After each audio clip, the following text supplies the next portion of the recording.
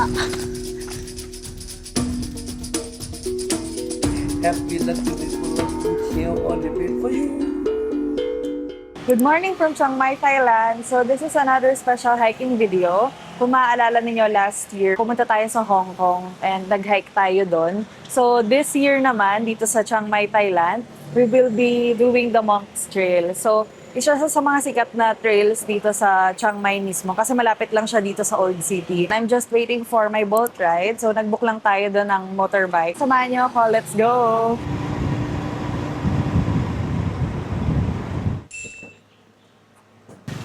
How much?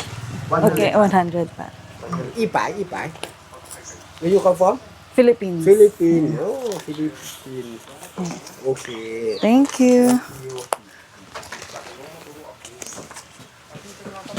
So, kakagaling lang natin sa may ticketing office and nagbayad tayo ng 100 baht for entrance fee dito. So, from the ticketing office kanina, we have to walk 300 meters pa to dun, I think dun sa mismong jump off. So, ayun, ito yung daan niya. Ang piling ko pala sa boat is Monk Trail ticketing counter. So, yun. Ang alam ko before, hindi sila naniningil talaga dito, libre siya. But, since dumami yung turista, siguro for maintenance na rin. Ayun, nag-charge na sila ng 100 baht per person. Kapag pala nakasasakyan kayo or nakamotor, may parking din dun sa iba. Sa gilid lang din mismo ng ticketing counter. Mabilis lang naman yung lakad from the counter. Siguro wala pang 5 minutes. Kasi ayan, agad siya. Yeah, let's go. Ayun yung sunod. Nabasa ko sa Google, may makita kayong mga ganito along the trail. Kaya, mas mabilis nang mahanap yung trail. So, yun lang isusundan. Itong Monks Trail is divided siya into 2 parts. So, yung first part is going to Wat Phalat. So, ayun sa nabasa ko, nasa 45 minutes lang to. And then, from Wat Phalat, pwede ka nang dumiretso to Doi Sutep or pwede ka nang bumalik. So, yung Doi Sutep, isa siya sa mga sikat na temples dito.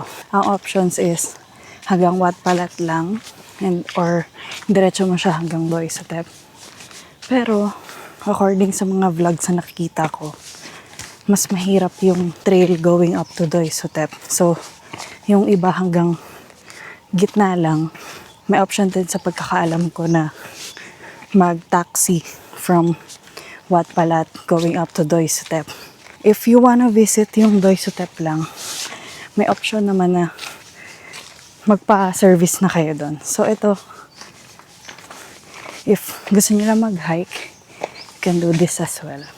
Ito pala, tinawag siyang Monks Trail kasi dito dumadaan yung monks before kapag pupunta sila sa Doi Sutep. So, dati kasi wala pang kalsada sa labas. So, ito yung trail na dinadaanan nila. And then yung Wat Phalat, yun yung resting area. Good morning! Kaya, tawag sa kanya is Monks Trail. Ang ganda dito. Ang dami na rin turista na nandito. Yung iba, gaya nung kanina, pabalik na sila. Pero kanina may mga nakasabay ako. Mga nag-grab or bolt lang sila. Tapos yun, sabay-sabay kami. Last day ko na pala dito sa Chiang Mai ngayon and bukas na yung flight ko. Actually, last minute decision na mag-hike dito. Bumili pa ako ng shorts sa Decathlon para dito. Actually, tinitignan ko na siya before pa kami pumunta dito. Pero, hindi siya yung as in sinama ko sa itinerary ko. Kasi baka pagod na gano'n. Pero wala lang. Pag-isip-isip ko na parang okay naman siya i-hike. So, pinush ko na. Sayang din. Dito na rin naman ako. Let's see kung madediretso natin to hanggang Doi Sutep or Wat Phalat. If hanggang Wat Phalat lang tayo, baka mag-taxi na lang ako going up to Doi Sutep. Let's see. magagamit niya talaga yung mga marks kasi gaya nito.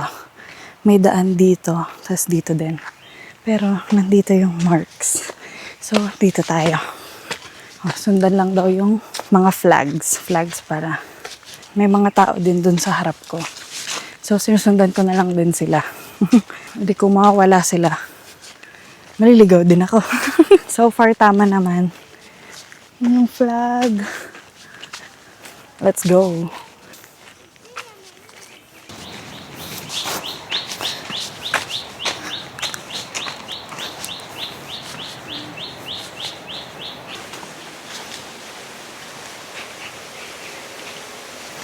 May mini stream dito. Yun. Wow. Let's go. Ganda. So dito, medyo mabato na. Yan. Pataas hanggang dun. Pero parang stairs naman din siya. So, carry naman. Taas pa dun.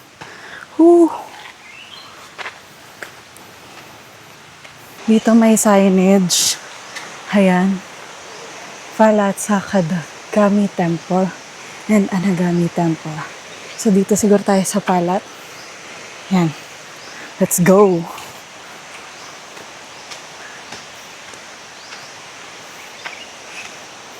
We're here. Maglalagay lang ako ng pants kasi bawal. So, ayan. Dress appropriately. Ito, bawal yan. So, nagdala ako ng pants. Ayan. Suotin natin siya. Yeah. So you can expect to have it. Okay. Okay. Let's go. Yeah, may waterfall. Ayan.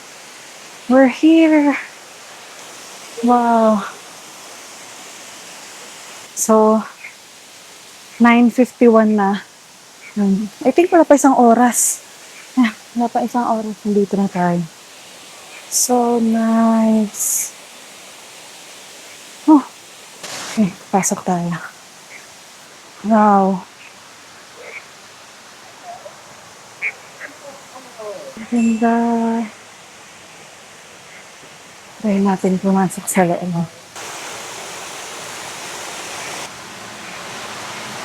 Ito yung mga nasa loob.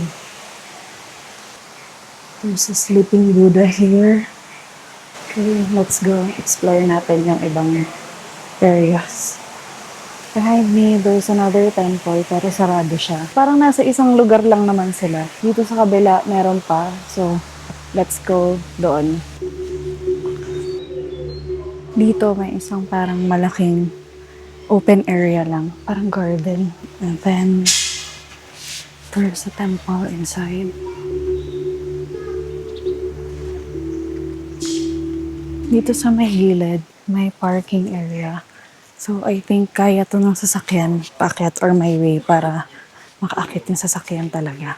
So, yung history nitong Wat Phalat dates back to as in 500 years ago, centuries ago pa, during the time of King Puna or Quena. During that time, transport sila ng Buddha relics going up the Doi Suthep. Kaso, nag-collapse yung elephant niya. So, inutos ng king na gumawa ng temples kung saan namatay yung elephant niya.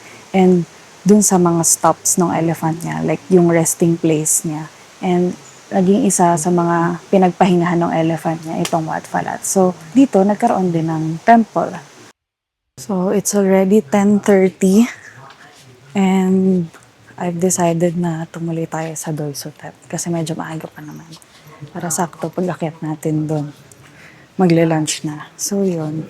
Nabalitaan ko na it's a bit more challenging and mas steep siya kaysa dito sa trail going up to Wat Phalat. So, figure out lang natin kung saan yung start ng trail to Doi Suthep kasi di yata siya magkaduktong. Parang kailangan lumabas sa kalsada and then nandun yung start ng trail. So, let's see kung mahanap natin yung trail. Let's go. So, according to Google Maps, meron ditong Doi Suthep hiking trail na pin.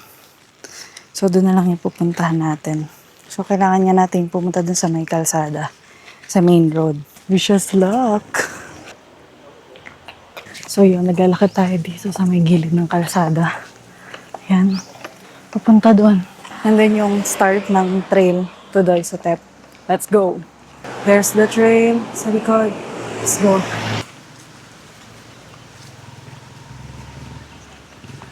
It's challenging to paakyat. So if pupunta kayo dito, make sure to wear proper shoes and protection sa paa. Make sure na may grip. Oh, taas pa siya. Let's go. So much steeper dito. Pero may bata na umaakyat. Amazing. Tsaka dito rin medyo mas mainit na. Mas open siya. Unlike yung kanina sa Watpalat. Kaya tayo ay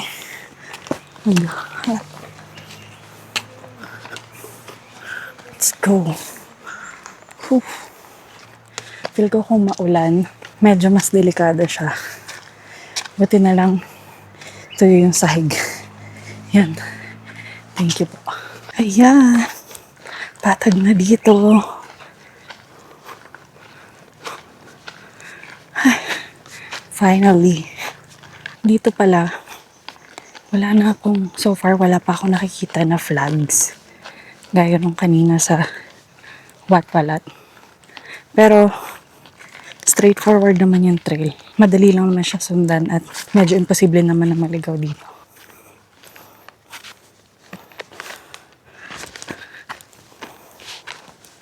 Yung first part, yun yung medyo challenging. Sobrang steep. Itong gitna, medyo tolerable na siya. Ayun. Hindi na siya ganun ka-taas. Malapit na tayo. Let's go. Napansin ko lang dito, parang somehow meron siyang like sacred na vibe. Kasi daan siya papunta sa isang temple. And dinadaanan siya ng monks. So parang may ganun siyang feeling na hindi lang siya mountain or hindi lang siya the usual trail. Peaceful siya. Ang ganda sa feeling. Sarap sa feeling. Ito. Stream.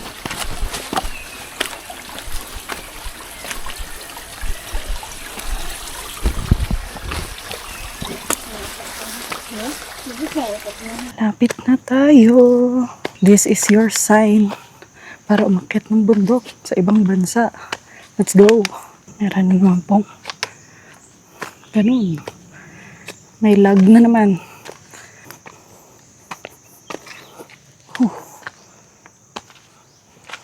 Oh my God. Kita nyo ba yan? Let's go. Yan. Medyo pataas na to.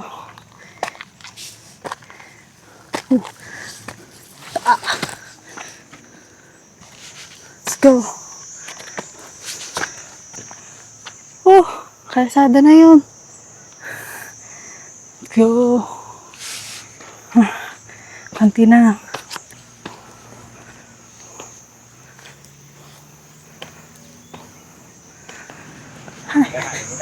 Thank you, Lord. Pag narating nyo na yung kalsada, lakad lang kayo dito sa may kalsada. Sa gilid lang sa gitna. Kita ko na yung labas ng temple, entrance.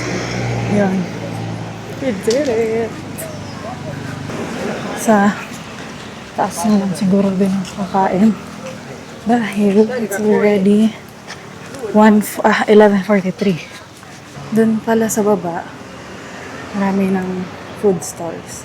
Tapos dito, merong red taxis na naghihintay sa mga pasahero. Isang hilera sila dyan. So, yan. Dito na siguro tayo sasakay mamaya. Pag pauwi na tayo, pabalik na sa Old City. Marami ng turista dito sa may temple mismo. Kasi may mga day tours din going to Doisotep. So, tingnan niyo lang sa clock, meron yan. Palit muna tayo ulit ng outfit.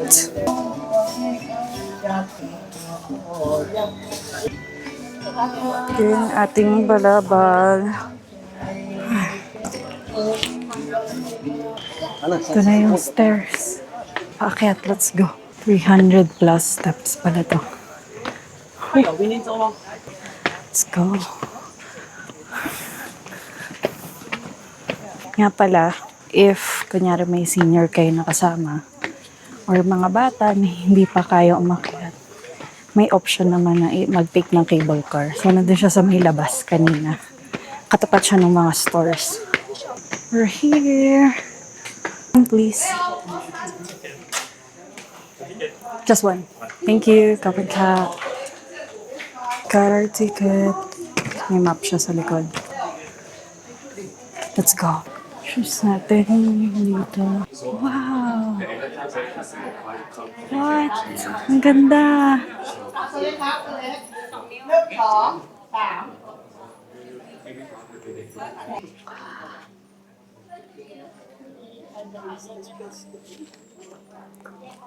Before natin fully libutin yung place, yung temple, quick info lang. So, itong temple na to is built in 1383. So, binild talaga siya para i-store yung isa sa mga sacred relics ni Buddha. According to legend, yung white elephant na nagdadala ng relic na yon is dito siya namatay. Right, exactly kung nasaan yung temple. So, ayun. Itong stupa na to is gold-plated. It's 79 feet high and 39 feet across dun sa base. So, engraved gold plate siya. Ganda. So far, ito yung prettiest temple na nakita ko. Wow. Sobrang worth it ng hike. And ang ganda niya rin talaga. Is it okay? Yeah, thank you. Sawadika. I'm from the Philippines. Philippines. Okay, come. Philippines ka. Happy, lucky, people, lucky, chill, all the best for you. Okay. Good for you. Just be lucky for you. Thank you. Thank you. Thank you. May monk na nag-bless or nag-cleanse dun sa isa sa mga temples. And grabe, sobrang grabe yung experience. May instruction dito to respect the pagoda. Kailangan mo umikot sa kanya 3 times. So, gawin natin siya. Namo tassa pagvato alahato sa masutasa. Okay, let's go back. At mag-lunch na tayo sa baba. Right now, it's already 12:40. So, lunch muna tayo dito. Nasa gilid lang to ng temple. So, pagpasok ninyo from the entrance, nasa left siya. So, yun. Marami namang kainan dito. And marami rin nagbebenta ng souvenirs, marami nagbebenta ng drinks. Ayun. So, medyo nabawasan ng mga turista kasi lunchtime na. And I think most ng mga nandun sa taas is mga nakatour. By the way, here's our view. After ko kumain, babalik na rin ako sa Old City and magpapahinga muna. If kaya pa later, baka pumunta ako sa may Line of Artisans Gallery. Pero ayun, priority syempre na magpahinga muna kasi may flight tayo later. Kanina pala nagpa-bless ako sa monk. May inabot sa yung monk na ganito. So, sinerch ko sa Google kung para saan siya. Tawag sa kanya is Saisine. So, binibigay siya for protection and good health. Kahit sino naman, kahit hindi Buddhist, pwede siya mag-accept ng Saisine. So, ito. Nakita ko, you can keep it or you can wear it for at least 3 days. So, pwede nang tanggalin. And, ayun, sobrang ganda experience. First time kong ma-bless ng monk, and at this time or at this moment, yun yung isa sa mga pinakailangan ko talaga. And sobrang sarap sa feeling. This is our lunch. Cow soy and Thai tea, reserve. So, nandito na tayo sa may red taxi. So, nakapila naman sila dito. May terminal sila sa may harap mismo ng temple. And fixed din yung price nila. May mga listahan sila doon kung saan ka pupunta plus yung rate. So, for Tapigate, it's 100 baht. Let's go! Uwi na tayo!